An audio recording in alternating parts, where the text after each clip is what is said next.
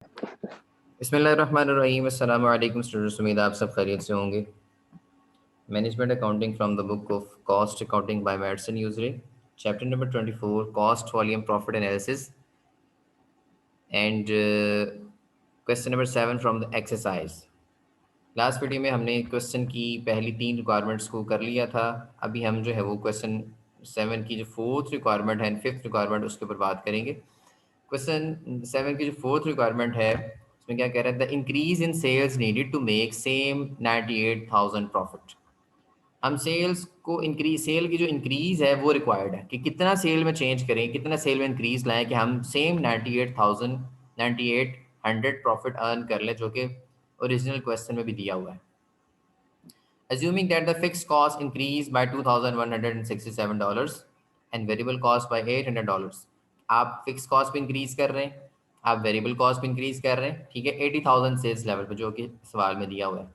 आप इसी लेवल पे फिक्स कॉस्ट भी इंक्रीज कर रहे हैं और वेरिएबल कॉस्ट भी इंक्रीज कर रहे हैं, लेकिन आप 98 ये कॉस्ट को इंक्रीज करने के बाद भी आप ये चाहते हैं कि आपने जो पहले प्रॉफिट अर्न किया था वही प्रॉफिट अर्न करें, ठीक है।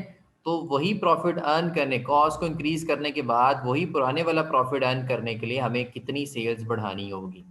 सारी बदल से कॉस्ट बढ़ेगी तो पहले वाला प्रॉफिट तो नहीं ना आएगा, तो इसका मतलब हमें सेल्स भी बढ़ानी पड़ेगी वो पहले वाला प्रॉफिट गेन करने के लिए। तो वो सेल्स कितनी बढ़ानी पड़ेगी, कितनी सेल्स में इंक्रीज करनी पड़ेगी, वो हमें रिक्वायर्ड है, ठीक है। तो सिंपल इसमें जो है वो आपका टारगेट प्रॉफिट वाला फॉर्मूला यहाँ पे अप्लाई होगा जैसे हमने पहले किया, लेकिन हमें वो इंक्रीज करनी पड़ेगी हमें चीज़ें।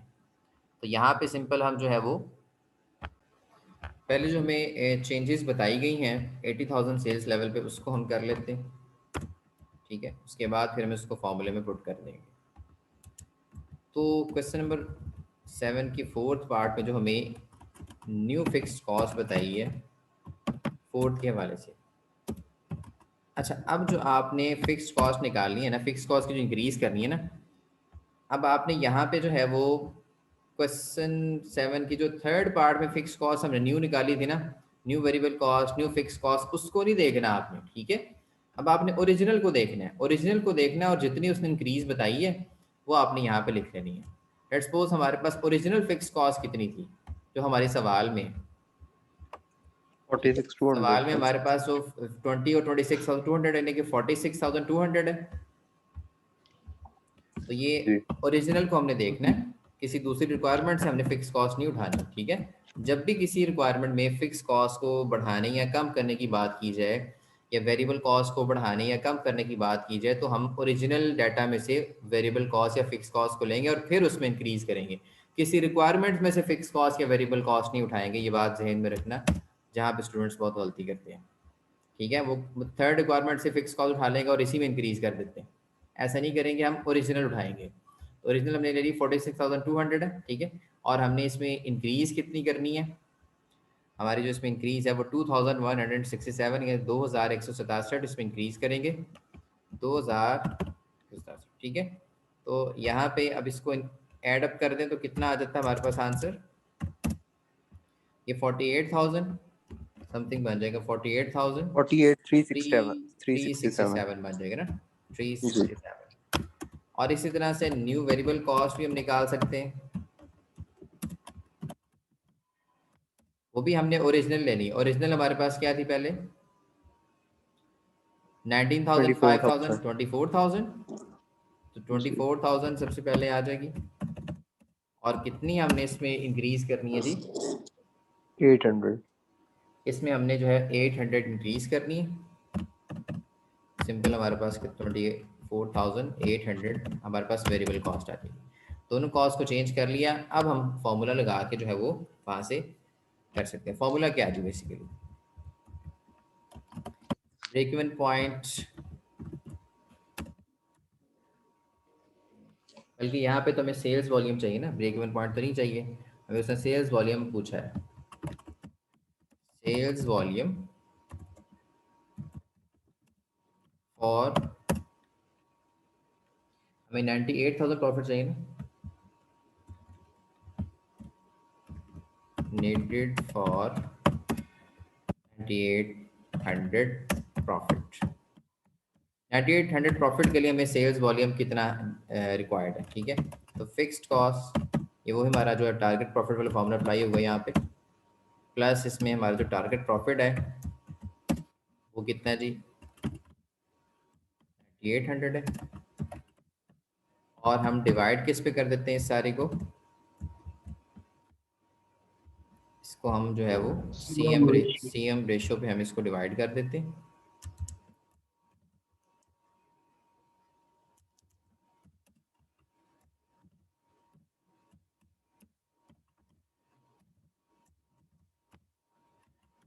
ओके,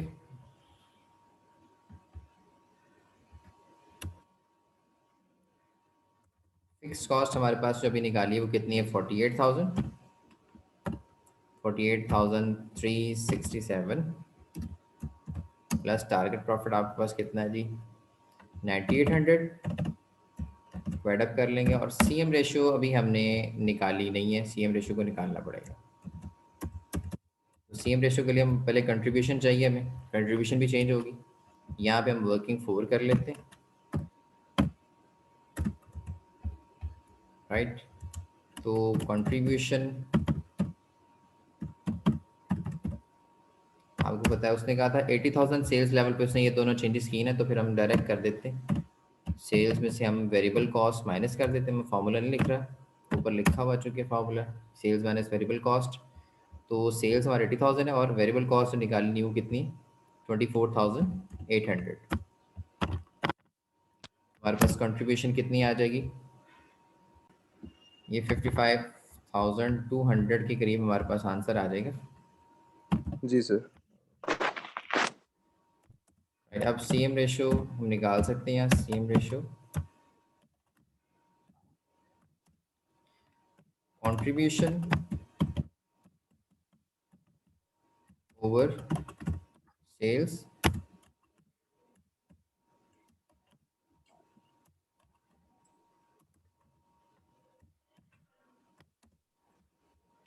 कंट्रीब्यूशन अभी जो निकाली 50,200 डिवाइडेड बाय सेल्स करनी है हमने, सेल्स 80,000 लेवल पे ही है, वो उसने चेंज नहीं की, वही चल रही है।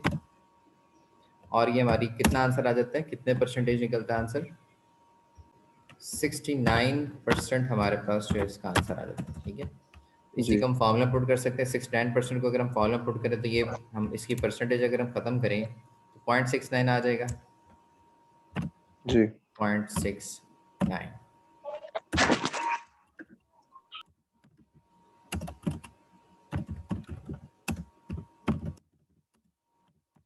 और 9800 प्रॉफिट,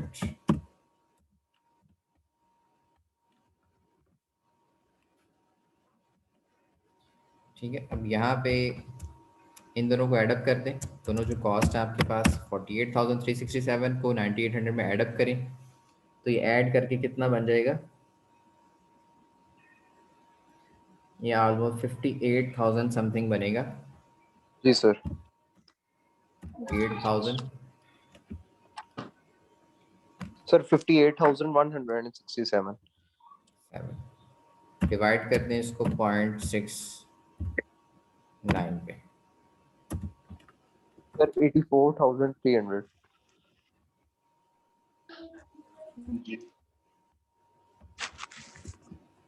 84,300। जी जी 84,000, 300। This is not your answer. हमें सेल्स की जो इंक्रीज है वो रिक्वायर्ड है, बात समझ रहे हैं। जी हमें सेल्स की इंक्रीज रिक्वायर्ड है कि इंक्रीज कितनी होनी चाहिए, 90,000, ठीक है। हमारी जो बजटेड सेल है वो हमारी 80,000 है, ठीक है। और हमारी जो रिक्वायर्ड फॉर 98,000 प्रॉफिट है वो हमारी, यहाँ कर सकते हैं कि हमारे पास जो 98,000 प्रॉफिट अर्न करने के लिए हमें कितनी सेल करवानी पड़ रही है, 84,300। इसमें से हमारी जो बजटेड सेल थी जो सवाल में दी गई है, जो बजटेड डाटा ना सवाल में, बजटेड डाटा सवाल में वो उसके वाले से बजटेड सेल्स है वो 80,000 है। तो इस प्रॉफिट को गेन करने के लिए इन चेंजेस के बाद हमें जो इंक्रीज दरकार है सेल की, वो इसका फ़र्क है। वो फ़र्क कितना जी, आपको नज़र आ रहा है 4300। तो 4300 हम सेल्स हमें जो है वो बढ़ानी पड़ेगी, ठीक है। जो रिक्वायर्ड इंक्रीज़ है, रिक्वायर्ड सेल इंक्रीज़ है नीडेड फॉर 98,000। अपने लफ्ज़ों जी में कुछ भी लिख सकते हैं, रिक्वायर्ड सेल्स या रिक्वायर्ड सेल्स इंक्रीज,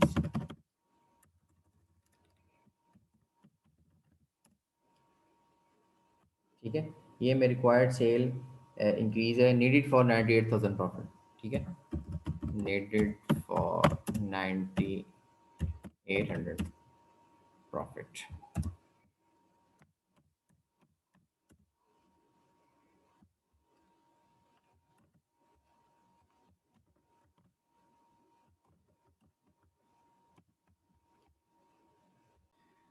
ये बेसिकली हमारे पास जो सेल्स जो हमें रिक्वायर्ड है कितनी इंक्रीज़ करनी पड़ेगी, 4300 सेल्स हम इंक्रीज़ करेंगे तो इन चेंजेस के बाद फिर हम 9800 प्रॉफिट जो है वो अर्न करने के हकदार होंगे या उसके एलिजिबल होंगे, ठीक है। तो ये इस क्वेश्चन की रिक्वायरमेंट थी कि आप इतनी फिक्स कॉस्ट में चेंज कर दो, इतनी वेरिएबल कॉस्ट में चेंज कर दो, और उसके बाद वही प्रॉफिट पुराने वाला अर्न करने के लिए आपको सेल्स में कितनी इंक्रीज़ करनी पड़ेगी। तो सेल में हमें 4300 की इंक्रीज़ करनी पड़ रही है, ठीक है। तो इसमें अगर कोई क्वेश्चन है तो आप लोग पूछ लें, अदरवाइज हम आगे मूव करते हैं। नेक्स्ट फिफ्थ पॉइंट आपके पास है the budgeted profit and the new break even point in sales dollar assuming that the company revises the annual budget by increasing the unit sales price by 5%। Company जो है अपना budget जो है वो change कर रही है, रिवाइज कर रही है, ठीक है। रिवाइज कैसे कर रही है, सेल्स प्राइस को जो है वो 5% उसमें इंक्रीज कर रही है। सेल्स प्राइस में 5% इंक्रीज हो रही है, ठीक है। तो हम भी दोबारा से बजट को जो है वो प्रिपेयर करेंगे और सेल प्राइस में जो है वो इंक्रीज करेंगे और जो फिर न्यू आपके पास सेल प्राइस है उसके उसके तहत फिर हम आगे चलेंगे, ठीक है। अभी जैसे हम देख सकते हैं कि अभी आपके पास जो सेल प्राइस है वो कितनी है। अभी अगर हम निकालना चाहें 80,000 की सेल्स है और 40,000 हमारे पास यूनिट्स है, तो हम आसानी से निकाल सकते हैं। अगर हम 80,000 की सेल्स डॉलर्स में ना 80,000 को ऊपर रखें, 40,000 यूनिट्स को नीचे रखें, तो एक यूनिट कितने में सेल हो रहा है, सिंपल सी बात है $2 में या $2 में सेल हो रहा है, ठीक है। डबल है ना, जितने यूनिट्स हैं वो डबल में बिक रहे हैं, इसका मतलब एक यूनिट $2 में बिक रहा है। तो इसमें 5% इंक्रीज करनी है, वो देखेंगे कितनी होती है, which is expected by decrease volume by 15%, ठीक है। और जिससे ये एक्सपेक्टेशन है कि वॉल्यूम जो है वो डिक्रीज हो जाएगा 15% with variable cost bearing the same relation to the sales dollar as in the original annual budget. अच्छा, अब उसने यहाँ बात की कि आपका जो वॉल्यूम है, वॉल्यूम में 15% जो है वो डिक्रीज आ जाएगी, ठीक है। प्रेजेंट वॉल्यूम आपका कितना है, देखिए प्रेजेंट वॉल्यूम आपका 40,000। वॉल्यूम बेसिकली बोलते हैं आपकी जो प्रोडक्शन कैपेसिटी है या कि जितनी आपने चीज़ें प्रोड्यूस की है ना आपकी जो कैपेसिटी है वो, उसको हम वॉल्यूम कहते हैं, ठीक है। 40,000 यूनिट्स आपने प्रोड्यूस किए वो बेच रहे हैं ना, 40,000 करंटली आपका वॉल्यूम है। कहता है वॉल्यूम में भी 15% डिक्रीज आ जाएगी, सेल प्राइस में भी 5% इंक्रीज करनी है। अभी सेल प्राइस 2 है, ठीक है। 80,000 डिवाइडेड बाई 40,000 2 आती है, तो 2 में 5% इंक्रीज करेंगे और वॉल्यूम में हम जो है 15% डिक्रीज करेंगे। दो चेंजेस हम करते हैं, उसके बाद हम अगली बात करते हैं आगे वो क्या कहता है। सिंपल हम जो है वो जो चेंजेस हमें रिक्वायर की हैं उसने वो चेंजेस कर लेते हैं, ठीक है। उसके बाद उसकी जो रिक्वायरमेंट है उसके मुताबिक हम उसको सवाल हल कर देंगे, ठीक है। इस तरह से अगर आप वन बाय वन चेंजेस कर लेंगे तो आपके लिए जो रिक्वायरमेंट है उसको स्टेप बाय स्टेप जब करेंगे ना तो आपके लिए उसको करना आसान हो जाएगा, ठीक है। तो अगर हम देखना चाहते हैं कि प्रेजेंट हमारे पास जो है वो सेल प्राइस क्या है, पहले उसने कहा था सेल प्राइस में 5% इंक्रीज होनी ना, तो प्रेजेंट सेल्स प्राइस हमारे पास कितनी है,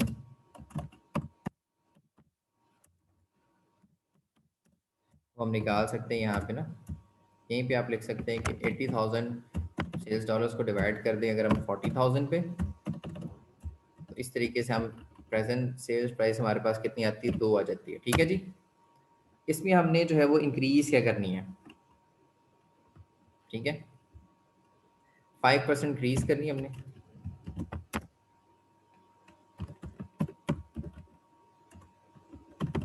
तो 5% इंक्रीज किस तरह से हो जाएगी? 5% इसमें इंक्रीज कर देंगे हम, तो वो आपके पास कितनी बन जाती है? इसका 5% अगर आप ले लें तो वो कितना बन जाता है? 2 का अगर आप 5% लें,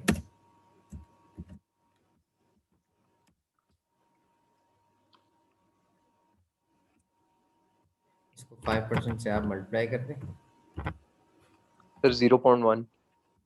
ये आपके पास 0.1 आ जाता है।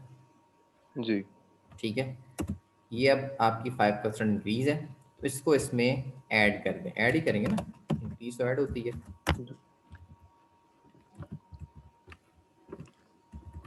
ऐड करके मुझे बताएं कितनी आ जाती है न्यू सेल प्राइस आप? 2.1। हाँ जी, 2.1 सर। 2.1 आ जाएगी सिंपल।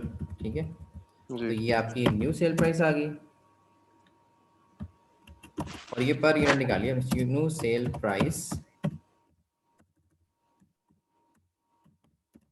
Per unit. ठीक है जी, एक चेंज हमने कर ली है। दूसरी चेंज वो क्या कह रहा था हमें, उसने कहा जी कि वॉल्यूम इससे 15% डिक्रीज हो जाएगा। ठीक है, तो वॉल्यूम को भी डिक्रीज कर लेते हैं। वॉल्यूम, करंट वॉल्यूम 40,000, इसमें 15% डिक्रीज कर लेते हैं, नो इशू। तो करंट वॉल्यूम हमारे पास कितना है जी? That is 40,000।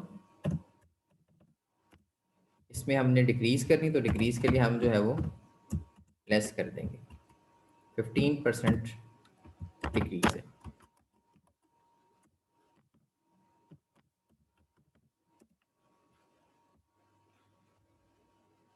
तो 15% डिक्रीज हम किस तरह से निकालेंगे? उसी तरह 40,000 मल्टीप्लाई कर लेंगे हम 15% के साथ। ठीक है, तो ये मुझे बताएं 40,000 का 15% कितना होता है? सर 6। 6,000 आ गया। सर एक मिनट। तो 40,000 का 15% 6,000 आ गया। तो 6,000 जी इसमें से हम लेस कर देंगे, तो हमारे पास आंसर कितना आ जाएगा? 34,000। 34,000। नहीं आएगा ना? ठीक है, तो दो चेंजेस हमने कर ली। जी अच्छा, अब वो हमें क्या कह रहा था, स्टेप बाय स्टेप सवाल को करें, कोई इशू नहीं होता। ठीक है, नेक्स्ट हमें क्या कह रहा था कि नेक्स्ट कहता जी कि with variable cost bearing the same relationship to the sales dollars as in the original annual budget. मतलब कहता है कि ओरिजिनल एनुअल बजट जो था ना, उसमें जो वेरिएबल का सेल्स के साथ जो रिलेशन था ना, वो वही रखना है। ठीक है, अब हम वो देख सकते हैं कि ओरिजिनल जो हमने पहला सवाल किया था उसमें वेरिएबल का रिलेशन जो था, अभी भी आप देख सकते हैं कि 19,000 और 5,000 24,000 बनती है। तो ओरिजिनल क्वेश्चन में सेल्स जो है 80,000 है और वेरिएबल 24,000। तो वेरिएबल जो है वो सेल्स का कितने परसेंट है, आप ओरिजिनल रिलेशन चेक करके देख सकते हैं। ठीक है, तो हमने पहले पार्ट में भी किया था, इसको वहां से देख लेते हैं वैसे कि दोबारा जो करना है हमने। तो पहला पार्ट जो हमने किया था इस क्वेश्चन का, उसमें हम यहाँ से देख सकते हैं कि सेल्स का जो रिलेशन बना था हमारे साथ, बेसिकली सीएम रेशो आई थी 70%। ठीक है, और हमारे पास जो है वो, इसका मतलब 30% हमारे पास जो है वो, अगर सीएम रेशो 70% है, इट्स मीन 30% हमारे पास वेरिएबल कॉस्ट है। जी ठीक है, बाकी 70% है ना, आप चेक करना चाहें तो कर जी भी सकते हैं ना। अगर 30%, और पहला सवाल हमने ओरिजिनल डाटा के मुताबिक किया था। ठीक है, देखिए 80,000 माइनस 24,000 वही किया ना ओरिजिनल डाटा के मुताबिक। तो 20 आप डिवाइड करके देख लें, 24,000 ऊपर रखें, 80,000 नीचे रख लें, तो 30 आएगा आंसर। करके देख लें, वेरीफाई कर लें। यहाँ से भी पता लग रहा है कि 70 अगर कंट्रीब्यूशन है तो बाकी 30 जो है वो वेरिएबल है, तो वो हमारी वैसे ही रहेगी। ठीक है, इसको वेरीफाई कर लें, बेशक 24,000 को ऊपर रखें और 80,000 को नीचे रख लें, 30 आएगा। जी सर 30 है। तो 30% होगी हमारी वेरिएबल कॉस्ट। ठीक है जी।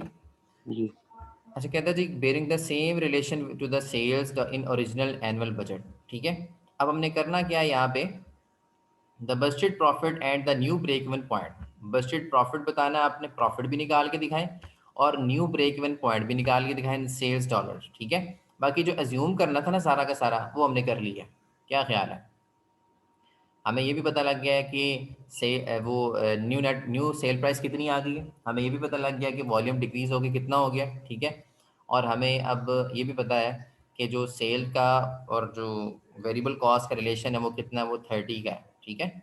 30% जो है वो सेल्स का होगी। तो अब हम न्यू स्टेटमेंट बना लेते हैं, स्टेटमेंट के जरिए से हम प्रॉफिट भी निकाल लेते हैं, ठीक है। और ब्रेक इवन पॉइंट भी उनको निकाल के दे देंगे, ठीक है। पहले हमें स्टेटमेंट बनानी पड़ेगी, स्टेटमेंट के थ्रू फिर हम जो है वो ब्रेक इवन पॉइंट भी निकाल लेंगे इजीली।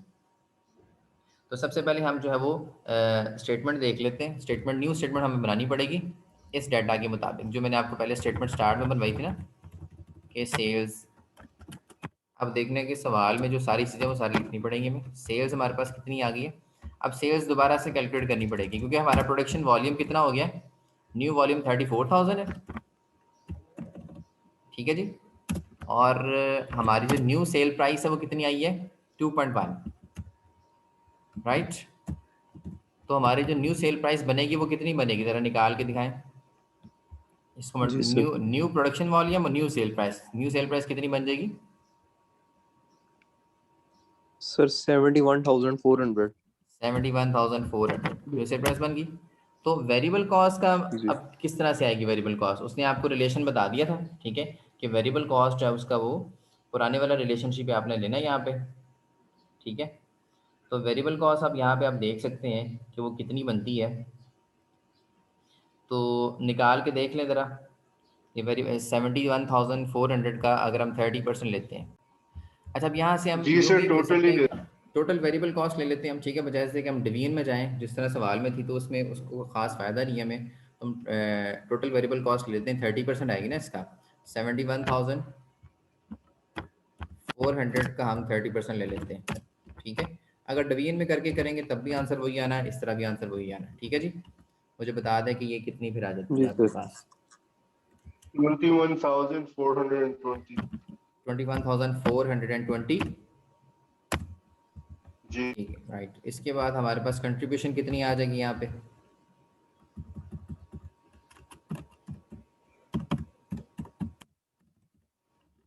कंट्रीब्यूशन 49,980। 49,980,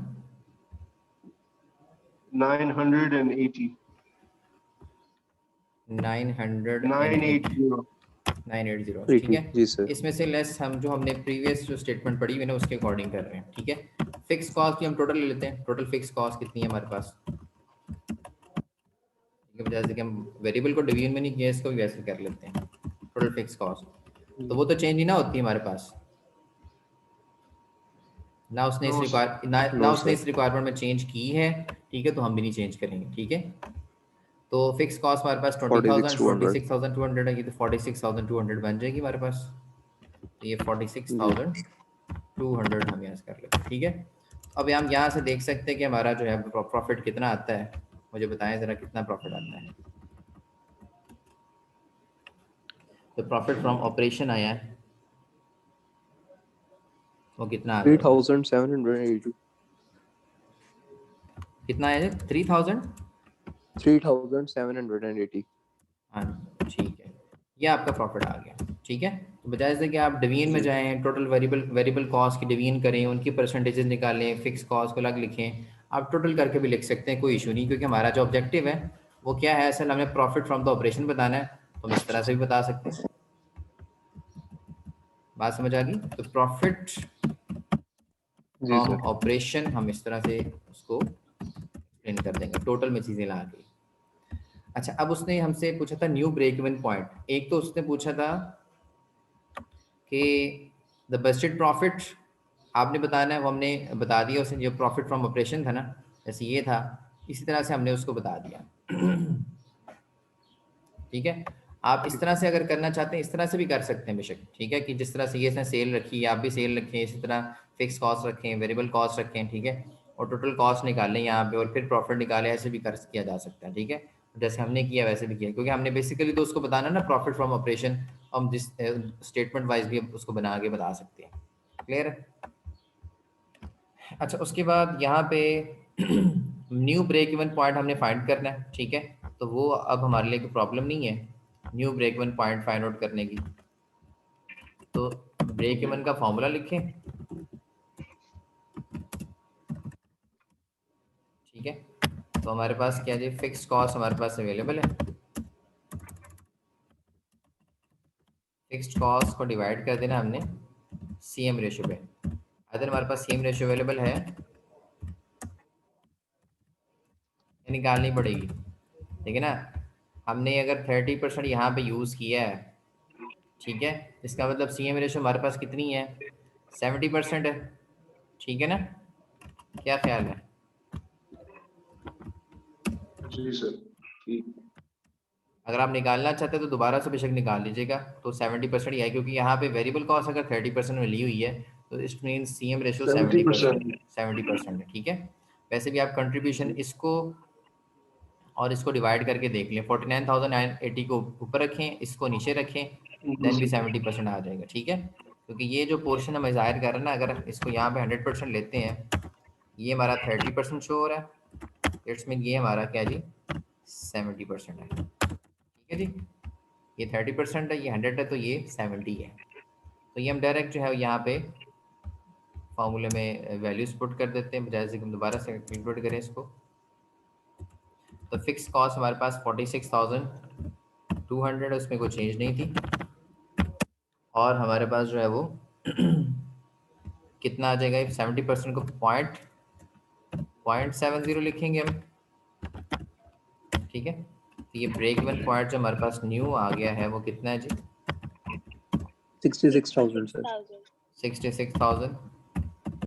बेसिकली ये न्यू नहीं है, ठीक है, ये वही वाला जो आपने पहले पार्ट में निकाला था, क्योंकि पहले पार्ट वाला सेम डाटा लिया ना आपने, यहाँ से आप देख सकते हैं पहले पार्ट में भी आपने 66,000 ही निकाला था break even point in sales dollar, right.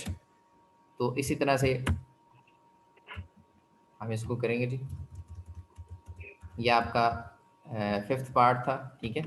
इसमें उसने क्या किया, दो चीज़ें चेंज करवाई, सेल्स यूनिट को 5% ग्रीस कर दिया, ठीक है, और उसके ज़रिए से फिर हमने न्यू सेल प्राइस निकाली है। सेल्स यूनिट को इंक्रीज़ कर दिया उसने, और उसने प्रोडक्शन जो वॉल्यूम है उसको 15% डिक्रीज़ कर दिया, ठीक है।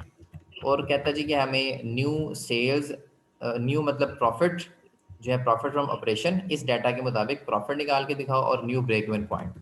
तो उसी इसी इन्हीं चेंजेस के अकॉर्डिंग हमने फिर स्टेटमेंट बनाई है, ठीक है। सेल्स भी नहीं निकाली है, और सेल और वेरिएबल कॉस्ट का जो रिलेशन था वो उसने कहा था ओरिजिनल वाला लेना है, जो ओरिजिनल बजट में दिया हुआ है, बजट में दिया हुआ है। ओरिजिनल बजट में 30% बन रहा था, हमने वही लिया, ठीक है। और फिक्स कॉस्ट माइनस करके प्रॉफिट अर्न कर ली, निकाल लिया यहाँ पे, और फिर न्यू ब्रेक इवन पॉइंट उसी तरीके से हमने निकाल लिया। तो that's all about 7th question. अगर यहाँ तक कोई इश्यू तो आप लोग डिस्कस कर सकते हैं। Thank you.